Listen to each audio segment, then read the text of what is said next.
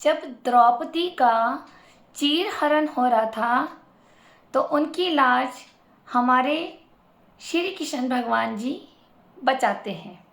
उसके बाद द्रौपदी श्री कृष्ण भगवान जी से पूछती है कि हे प्रभु, मेरा ऐसा कौन सा पाप था जो मुझे सब भुगतना पड़ा। तो ऐसे में श्री कृष्ण जी द्रौपदी को बताते हैं कि ये तुम्हारा पाप नहीं था, ये कौरवों का पाप था, जो ये पाप का घड़ा भरना ही था। पाप तो इन्होंने किया था और पाप का घड़ा भी इन्हीं का भरना था। तुम तो एक माध्यम बनी हो इनको अंजाम देने के लिए।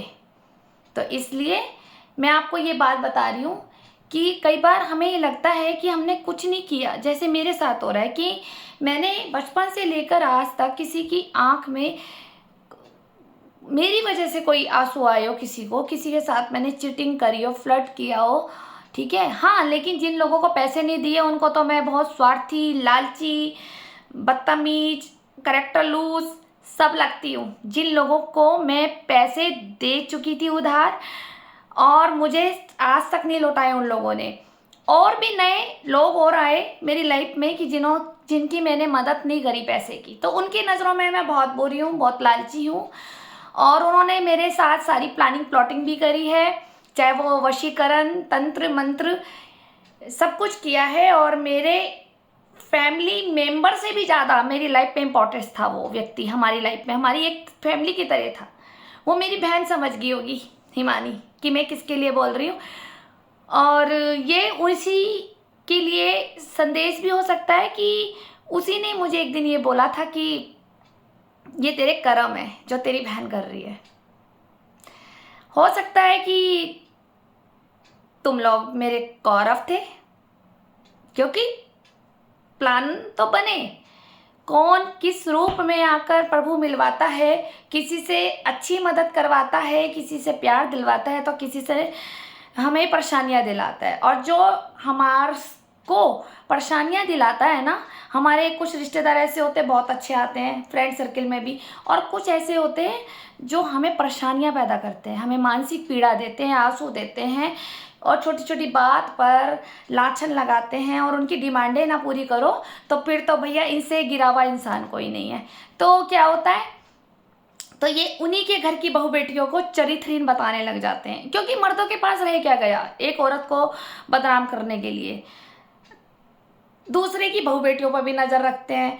फिर वो जब प्लान इनके पूरे नहीं होते तो उन बाहर जाके इर्द गिर्द उन्हीं की बहू बेटियों को बदनाम करते हैं। तो ऐसे लोग हमारी लाइफ के कौरव होते हैं। अगर आपने सच में किसी के साथ कुछ नहीं किया है और आपके पास ऐसे लोग इन्वॉल्व होते हैं आपकी फैमिली में, आपकी लाइफ में, और आपको परेशानियां पैदा करते हैं, तो आप समझ लीजिए कि वो हमारे एक कार्मिक लोग थे जिसे प्रभु ने हमारी लाइफ में भेजा। एक तो हमें सबक सीखने के लिए, क्योंकि हम हर किसी पे विश्वास कर लेते हैं, और दूसरा इनके जैसे लोग अगर एक सच्चे इंसान के साथ जब ये दगा और गद्दारी करते हैं ना, तो इन्हें भगवान भी नहीं छोड़ता। ये मैं देख रही हूँ, अब अपनी लाइफ में उन लोगों को देख रही हूँ जो भुगत रहे हैं। तो मैं ये संदेश सबके लिए पहुँचाना चाह रही थी कि आप ऐसे लोगों से ना घबराएं, कार्मिक लोगों से। कार्मिक लोग आते जरूर है और फिर यही सवाल सारा दिन रहता है कि हमने तो कुछ बुरा नहीं किया किसी का, राइट, मेरी तरह कि हमने किसी का बुरा नहीं किया, फिर भी मेरे साथ ये गद्दारी कर गया, मेरे साथ बिना वजह लड़ गया। ये आपकी लाइफ के कौरव जैसे लोग हैं और कार्मिक लोग हैं आपके। इनको दंड तभी मिलेगा जब ये किसी अच्छे, ईमानदार और प्रभु के भक्त से टकराते हैं। तभी प्रभु के भक्त से जब ये टकराते हैं तो प्रभु तभी उनके पक्ष में खड़े होके उनको दंडित करते हैं और उनको बर्बाद कर देते हैं। मेरी इस बात से कौन कौन सहमत है मुझे कमेंट सेक्शन में लिखिए। जय श्री कृष्णा और हैप्पी जन्माष्टमी।